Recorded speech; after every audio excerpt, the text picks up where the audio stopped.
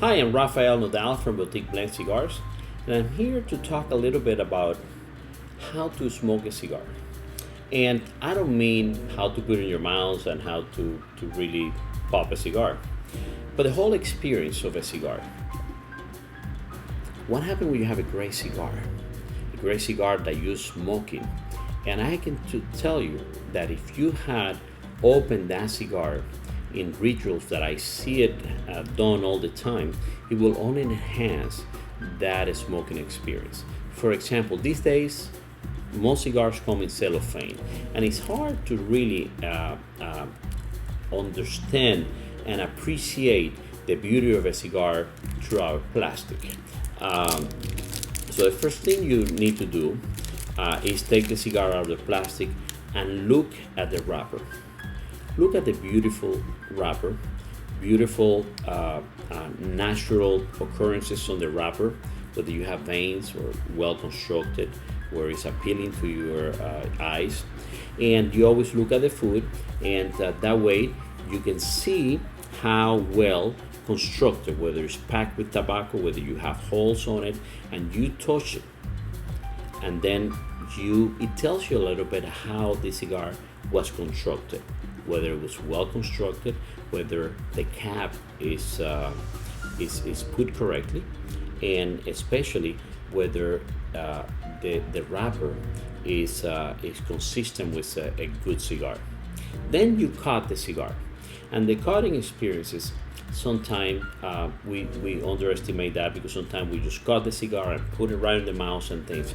But the best idea is to first put it in your mouth, put a little bit wet, especially in these cold winters, because sometimes when you cut it straight, it might crack some of the tobacco. So by doing that, first it'll give you some of the taste of what that leaf tastes like, but in addition, it will help you cut the cigar. And once you cut the cigar, you put it in your mouth and you have a cold draw without lighting, and then you try to see if the air flows correctly, or it's too tight, or it's too loose, and all you get is air and not the right mix of tobacco and air. And once you light it up, that cigar, in my case, by the way, being Cuban, in Cuba we just didn't have a lot of things, and especially not a cigar cutter, I use my teeth. And I don't recommend that. Certainly my dentist doesn't recommend that. I've been known to really go to my dentist a couple of times with cracks on my teeth, so don't do that at home. And use a cutter. They're a fantastic cutter on the market. And once you have the cigar, put it in your mouth, and again, do a couple of dry pops and try to get that aroma before. The next thing is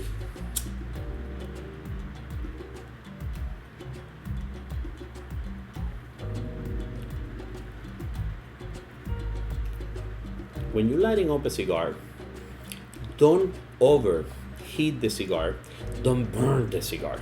It happens all the time, especially when you use some of these today's 4 or 5 flame torches.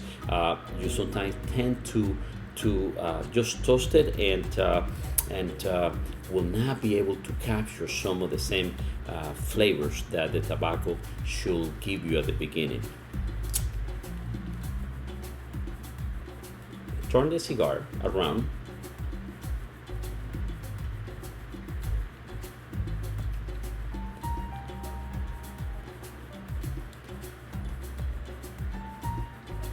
and take your time to smell the initial aroma, like a flower, like the perfume of a woman.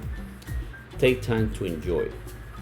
And I promise you, if you smoke a cigar slower, by opening, by really enjoying this beautiful work of art made by artisans that really spend years and years trying to make the perfect cigar, by enjoying some of the initial flavors and characteristics of the cigar, I promise you that smoking the cigar will not be like your old traditional cigar.